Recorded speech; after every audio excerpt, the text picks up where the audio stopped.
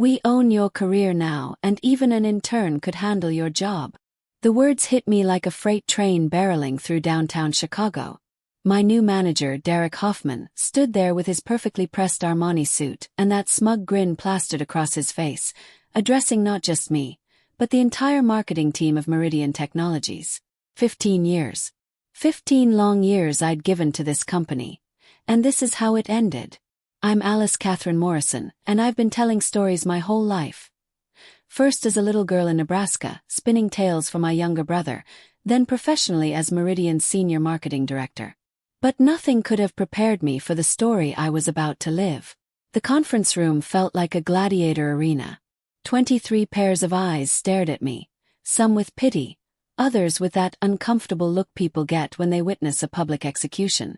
The mahogany table that had hosted countless successful campaigns, the ones that had made Meridian millions, now felt like my funeral pyre.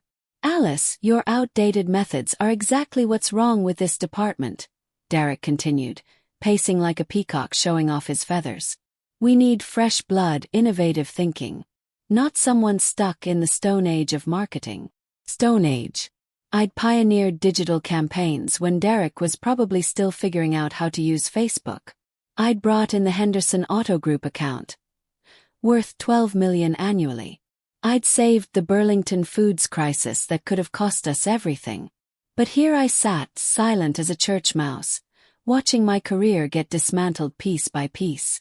Effective immediately, your position is terminated, Derek announced, sliding a manila envelope across the table like he was dealing cards in Vegas. Security will escort you out. Clean out your desk. You have 30 minutes. The room was so quiet you could hear a pin drop. My colleague Janet shifted uncomfortably in her chair. Tom, who I'd mentored for 3 years, couldn't even make eye contact. They all knew this was wrong, but nobody dared speak up. Derek had made it clear since his arrival 6 months ago. Challenge him, and you're next. I thought about my mortgage in Lincoln Park, about my daughter Emma's college tuition at Northwestern, about the vacation to Yellowstone I'd been planning. All of it seemed to crumble like a house of cards in a Chicago windstorm. Nothing to say, Alice, Derek taunted, his voice dripping with satisfaction. I expected at least some fight from the great Alice Morrison. I stood up slowly, gathered my dignity like armor, and looked him straight in the eye. No, Derek. I have nothing to say. But if I'd known what was coming the next morning, I might have smiled instead of staying silent. Because sometimes the universe has a funny way of settling scores. The elevator ride down felt like descending into hell. Security guard Marcus Williams, a kind man I'd chatted with every morning for 8 years, walked beside me, his face apologetic but professional. He knew this was wrong too, but like everyone else, he had bills to pay and couldn't risk Derek's wrath. I'm sorry, Miss Morrison, he whispered as we approached my office. This ain't right what they're doing to you. My office, or should I say my former office. The place where I'd spent more time than my own apartment some weeks. The walls were covered with awards. Campaign of the Year 2019, for the Riverside Hospital Charity Drive, Innovation in Digital Marketing 2021, for the Interactive Miller's Brewery launch, Outstanding Achievement 2023, for turning around the disaster that was the Phoenix Airlines rebrand. I started packing my personal items into the cardboard box Marcus had quietly provided. The framed photo of Emma at her high school graduation. My Northwestern coffee mug. The one that had fueled countless late nights. The small cactus plant Janet had given me for my birthday, somehow still alive despite my notorious black thumb. Each item felt heavy with memory. The Mont Blanc pen Dad gave me when I got this job. For writing your success story, he'd said. The stress ball shaped like a brain that Tom had jokingly given me during the Hamilton Industries crisis. These weren't just objects. They were breadcrumbs of a career I'd built from nothing. Through my office window, I could see the Chicago River flowing past, indifferent to human drama. Tourists on the architecture boat tour were pointing at our building, probably admiring the gleaming facade. If they only knew what happened behind that shiny exterior. My phone buzzed. A text from Emma. Hey Mom. Just aced my economics midterm. Dinner at Giuseppe's tonight to celebrate. How could I tell her? How could I explain that the stability she'd always known was gone? That her mother, who'd taught her to never give up, had been defeated by a man half her age with half her experience. Janet appeared in my doorway, looking around nervously before stepping inside. Alice, I can't believe this is happening. Everyone's in shock. It's okay, Janet, I said, though nothing felt okay. Derek's the boss now. You all need to protect yourselves. But the Morrison method, your customer engagement strategy, it's legendary in the industry. You literally wrote the book on emotional marketing. The Morrison method. 5 years ago, Harvard Business Review had featured my approach to connecting with customers on an emotional level rather than just pushing products. Companies from Seattle to Miami had implemented my strategies. And now Derek was calling it outdated. Promise me something, I said, sealing up the box with tape. Don't let him destroy everything we built. This team is capable of amazing things. Janet nodded, tears in her eyes. What are you going to do? I honestly didn't know. At 48, starting over felt impossible. The marketing world was brutal to women my age. Everyone wanted fresh graduates with social media expertise, not seasoned professionals with deep strategic thinking.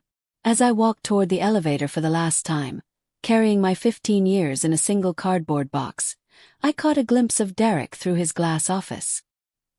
He was on the phone, laughing, probably already planning his victory celebration at some trendy steakhouse in River North. The elevator doors closed, and I descended into unemployment. That evening at Giuseppe's, I sat across from Emma, pushing my chicken parmesan around my plate like a kid avoiding vegetables.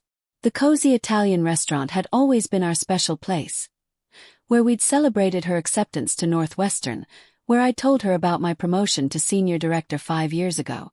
Tonight, it felt like a funeral dinner. Mom, you're being weird, Emma said, twirling her spaghetti carbonara with the expertise of a true Chicagoan. What's wrong? Did something happen at work? Emma Catherine Morrison, named after me and my grandmother, had inherited my stubborn streak and her father's analytical mind. At 19, she could read people like a book, especially her mother. There was no hiding this from her. Honey, I need to tell you something. I set down my fork and took her hands across the red checkered tablecloth. I lost my job today. The color drained from her face. What? How? Why? I told her everything. About Derek, about the humiliation, about the uncertain future stretching ahead of us like an endless highway. Emma listened with the same intensity she brought to her economics lectures, processing every detail. That's insane, Mom. You're the best at what you do. Remember when I was 16 and brought my marketing class to your office? Professor Jameson still uses your Brookfield Mall campaign as a case study. That was different times, sweetheart. The industry's changing. Bullshit. Emma rarely cursed, so the word carried extra weight. You adapted when social media exploded. You adapted when everything went digital. You'll adapt now too. Her faith in me was touching but naive.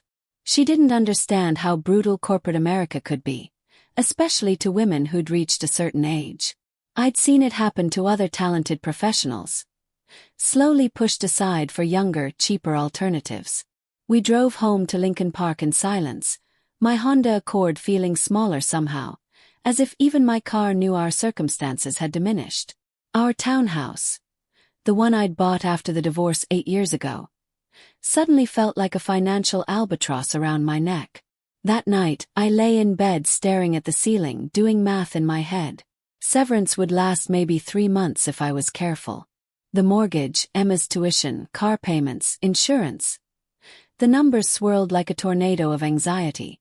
My phone sat on the nightstand, silent. In 15 years, I'd built a network of colleagues, clients, and industry contacts. But how many would stick by me now? How many would risk their own positions by associating with Derek Hoffman's latest victim? Around 2 a.m., I finally dozed off, dreaming of cardboard boxes and smug smiles and the sound of elevator doors closing on my career. I woke up the next morning to my phone buzzing incessantly. 7 missed calls from Janet. My heart raced. Had something happened to her? Had Derek fired her too for showing me sympathy? The last voicemail was barely coherent. Alice. Oh my God, Alice, you need to get down here right now. I can't explain over the phone, but Derek, the CEO. You just need to come now. I threw on my best Navy suit, the one that had carried me through countless important meetings, and drove downtown faster than I should have. The Chicago streets were already buzzing with morning commuters, but everything felt surreal, like I was watching the city through a fishbowl. Janet met me in the Starbucks across from Meridian Technologies, her hands shaking as she gripped her venti Pike Place. Alice, I still can't believe what happened. It's like something out of a movie. Janet, you're scaring me. What's going on? She looked around nervously, then leaned forward. You remember CEO William Ashford, right? The founder's grandson. He's been traveling in Europe for the past month, completely unreachable. He nodded. William Ashford III was a legend in Chicago business circles. His grandfather had started Meridian Technologies in 1952 with nothing but a dream and a small loan. William had taken the reins 15 years ago and built it into a marketing powerhouse worth over $2 billion. But he was known for his hands-off approach, trusting his executives to run their departments. Well, he came back early from his trip, Janet continued, her voice barely above a whisper. Flew in late last night. And apparently, the first thing he wanted to do was review the quarterly reports and personnel changes. My stomach dropped. Oh no. Oh yes. He walks into Derek's office at 7:30 this morning, before Derek even had his coffee. I was early doing prep work for the Henderson presentation, and I could hear everything through those thin walls. Janet pulled out her phone and showed me a text from Tom. CEO went nuclear. Derek looks like he's seen a ghost. Something about Alice Morrison. What did William say exactly? From what I could hear, he asked Derek about recent staffing changes. Derek starts bragging about streamlining operations and removing dead weight. Then William asks for specifics. I could picture Derek in his office, probably feeling proud of himself, not realizing he was walking into quicksand. Derek starts going on about how he fired some outdated marketing director, who was holding the department back. He actually used those words, Alice. Called you outdated and dead weight. The coffee in my stomach turned acidic. Even hearing it secondhand, the humiliation burned fresh. Then, Janet continued, her eyes wide, there was this long, horrible silence. And William's voice changed. You know how he gets when he's really angry. That quiet, deadly tone. Did know. I'd only seen William Ashford angry once, during the data breach crisis 3 years ago. His voice had dropped to barely above a whisper, and grown men had practically trembled. He asked Derek to repeat the name. Just the name. And when Derek said Alice Morrison, I swear the temperature in that office dropped 20 degrees. Janet's phone buzzed with another text from Tom. Derek's assistant just ran out crying. Joe's still in there. This is bad. Alice. Janet grabbed my hand. I don't think Derek knew who you really were. I don't think anyone told him. What do you mean? But before she could answer, her phone rang. It was Tom, his voice barely controlled. Janet, is Alice with you? You both need to get up here right now. William Ashford wants to see Alice immediately. As we walked across the street toward Meridian Technologies, I felt like I was approaching my own trial. Whatever Derek didn't know about me was apparently about to become very important. And judging by Janet's pale face and Tom's panicked voice, it was going to change everything. The elevator ride to the executive floor felt like ascending to Mount Olympus. Janet gripped my arm like I might disappear, and I could feel my heart beating against my ribs like a caged bird. The mahogany-paneled hallway that led to the executive offices had always intimidated me, but today it felt like walking toward destiny.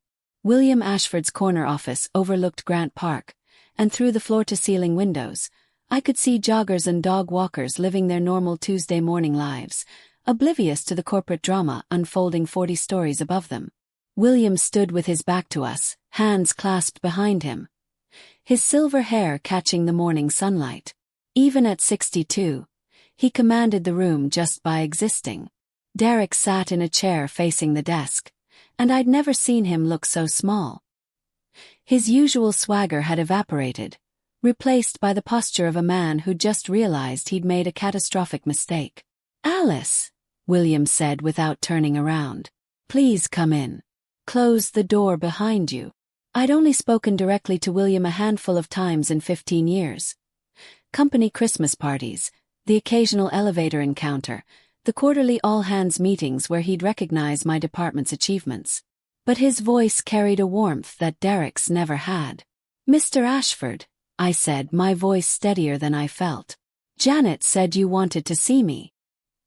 He turned around slowly, and I was struck by how much he'd aged since I'd last seen him a month ago. The European trip had apparently not been restful. But his eyes, those sharp blue eyes that had built an empire, were very much alert. "Derek here has been telling me about personnel decisions made in my absence," William said, his voice carrying that dangerous quiet Janet had described.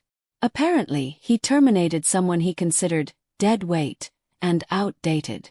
Someone whose methods he deemed ineffective. Derek shifted uncomfortably in his chair. A bead of sweat had formed on his forehead despite the air conditioning. "I've been trying to understand," William continued, moving to stand behind his desk, "how someone could look at our quarterly numbers and decide that the architect of our most successful campaigns was holding us back." The architect of our most successful campaigns. My chest tightened. "Sir," Derek started to speak, but William held up a hand. "I'm particularly curious," William's voice dropped even lower, "about how someone could fire Alice Morrison without bothering to check her personnel file, without understanding her complete history with this company."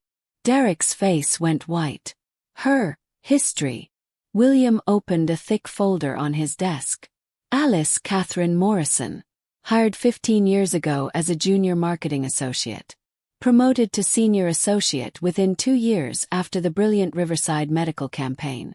Advanced to marketing manager after saving our relationship with Burlington Foods during their contamination scandal." I listened to my own career being recited like a resume, but there was something in William's tone that suggested this wasn't the whole story. Promoted to senior marketing director after developing what became known industry-wide as the Morrison Method. Winner of 17 major industry awards. Responsible for approximately 40% of our new client acquisitions over the past decade. Derek looked like he might be sick. But most importantly, William's voice grew even quieter. The woman who 5 years ago proposed and personally executed the strategy that saved this company from bankruptcy during the Hartwell Industries lawsuit. The strategy that not only saved us $60 million in damages but turned our biggest crisis into our greatest victory. Derek's mouth fell open. He clearly hadn't known about the Hartwell case. It had been kept quiet to protect the company's reputation. William turned to me, and something in his expression made my breath catch. "Alice, I believe Derek here is unaware of one small detail about your employment history." "What detail?" Derek managed to croak. William smiled, and it wasn't a pleasant smile. "Alice Morrison isn't just our senior marketing director. She's also my goddaughter." The silence in the room was deafening. The words hung in the air like smoke from a gun. Derek's face went through several shades of pale before settling on a sickly green. I stood frozen, my mind racing to process what William had just revealed. Goddaughter. In 15 years of working at Meridian Technologies, I'd never once mentioned my personal connection to William Ashford. Not to colleagues, not to Derek, not even in my deepest moments of frustration with company politics. It wasn't my style to trade on family connections. I'd always insisted on earning my place through merit alone. "You see, Derek," William continued, settling into his leather chair with the satisfaction of a chess master delivering checkmate. "Alice's father, Robert Morrison, was my roommate at Northwestern. My best man at my wedding. When Alice graduated from college, He asked if I might have an entry-level position for his brilliant daughter who was passionate about marketing. I remembered that conversation differently. Dad had simply mentioned that his old college buddy ran a marketing firm and thought I might enjoy the work. He'd never told me he'd specifically asked William for a favor. I told Robert that Alice would have to prove herself like any other employee. No special treatment, no shortcuts. She would succeed or fail on her own merits. William's eyes found mine. And my God, did she succeed. Derek finally found his voice. Sir, I had no idea. If I had known. You would have what? William's tone could have frozen Lake Michigan. Treated her with basic professional respect. Recognized her contributions. Or would you have simply been more careful about publicly humiliating her? The air in the room was thick with tension. Through the windows, I could see normal people going about their normal lives while my world was being rebuilt brick by brick. Mr. Ashford, I said, finding my voice. With respect, I never wanted special treatment because of my father's friendship with you. Everything I accomplished here, I earned. Alice, dear girl, William said, his tone softening for the first time. Do you think I would have kept you here for 15 years out of loyalty to your father? Do you think I would have promoted you, given you increasingly complex accounts, celebrated your successes publicly, if you weren't exceptional at your job? He gestured to the awards and commendations lining his office walls. Half the campaigns that built our reputation bear your fingerprints. The other half were inspired by your innovations. You didn't succeed because you're my goddaughter. You succeeded because you're brilliant. Derek looked like he wanted to disappear into the Chicago skyline. But here's what really concerns me, Derek, William continued, turning his attention back to my former boss. Yesterday you fired our most valuable marketing strategist. Today I discover that in the past month, you've also eliminated Janet's assistant, reduced Tom's project budget, and cancelled the Henderson Auto Group expansion campaign that Alice had spent 3 months developing. Derek's Adam's apple bobbed as he swallowed hard. You've essentially declared war on everything that made this department successful. And you did it while I was unreachable in Europe, thinking you could present me with a fait accompli upon my return. William stood up and walked to his window, hands clasped behind his back again. I've built this company over 15 years by trusting talented people and giving them the resources to excel. You've spent 1 month trying to tear down what took us years to build. The morning sun streaming through the windows cast long shadows across the office, and I realized that everything was about to change. The question was, how? Derek, William said without turning around, clean out your office. You have 30 minutes. Security will escort you out. Derek's mouth opened and closed like a fish out of water. Sir, please, I was only trying to modernize. 30 minutes, William repeated. And Derek, don't use me as a reference. As Derek slumped out of William's office looking like a man walking to his own execution, I stood there trying to process the complete reversal of fortune. 24 hours ago, I'd been carrying my career in a cardboard box. Now, I was watching my tormentor face the same fate. Alice, William said, settling back into his chair. Please sit down. We have a lot to discuss. I took the chair Derek had vacated, still warm from his nervous sweating. Through the office windows, Chicago stretched out below us like a kingdom, and for the first time in months, I felt like I belonged in this room. First, let me apologize, William began, his voice heavy with regret. I hired Derek based on his Stanford MBA and his impressive resume from Henderson Marketing Group in Los Angeles. I thought bringing in outside perspective would complement our existing talent. I never imagined he'd try to destroy everything we'd built. You couldn't have known, I said. He interviewed well, had the right credentials. On paper, he looked perfect. On paper, yes. But I forgot one of the most important lessons your father taught me in college. Character matters more than credentials. William smiled sadly. Robert always said you could teach someone the technical skills, but you couldn't teach them to be a decent human being. The mention of Dad made my chest tight. He'd passed away 3 years ago, never knowing his old college friendship had shaped his daughter's entire career. Alice, I want to offer you Derek's position as marketing director. Full executive status, 40% salary increase, complete autonomy over your department's operations. The offer hung in the air like a gift I was afraid to unwrap. William, that's incredibly generous, but nothing. You've been doing the job anyway. Derek spent most of his time trying to take credit for your work and undermining your authority. This just makes it official. I thought about Emma, probably sitting in her macroeconomics class right now, worried about her mother's future. I thought about the mortgage, the bills, the uncertainty that had kept me awake all night. There's one condition, I said. William raised an eyebrow. You're negotiating. I like that. What's your condition? I want to bring back everyone Derek fired or marginalized. Janet deserves a promotion to senior marketing manager. Tom needs his project budget restored. And I want hiring authority to build this department into something special. William's smile grew wider. Done. Anything else? Yes. I want your word that this stays between us. I don't want the team thinking I got this position because I'm your goddaughter. They need to believe in the chain of command. Alice, they already believe in you. They've watched you lead for years. This promotion just gives you the authority you should have had all along. An hour later, I walked back into the marketing department as the new director. The entire team had gathered in the conference room. The same room where Derek had humiliated me 24 hours earlier. But now the energy was completely different. Everyone, I said, standing at the head of that same mahogany table. I know yesterday was difficult.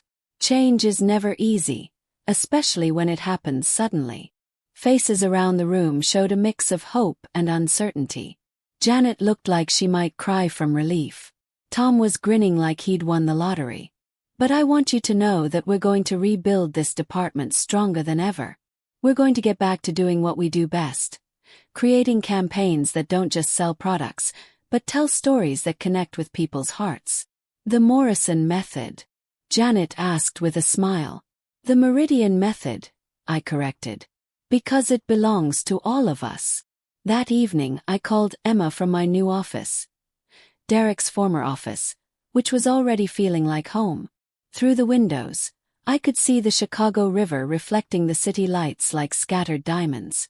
Mom! Emma's voice was bright with excitement. Janet texted me the news. Director Morrison has a nice ring to it. It does, doesn't it? I said, settling into my chair and looking at the photos I'd already placed on my new desk. Emma at graduation. Dad in his Navy uniform. A picture of our whole marketing team at last year's company picnic. Everyone laughing at something Tom had said. So what's the first thing you're going to do as director? Emma asked. I looked at the whiteboard where Derek had written his modernization plan. A sterile list of cost-cutting measures and efficiency protocols. Tomorrow, I'd erase it and start fresh with something better. A vision that honored both innovation and the human element that made great marketing possible. I'm going to remember why I fell in love with this job in the first place, I told my daughter. And then I'm going to help everyone else remember too. As I hung up the phone and looked out at the city that had become my home, I realized that sometimes the best stories aren't the ones we plan. Sometimes they're the ones that write themselves, with plot twists we never see coming and endings that remind us why we started reading in the first place. Derek had tried to end my story. Instead, he just helped me start writing a better one.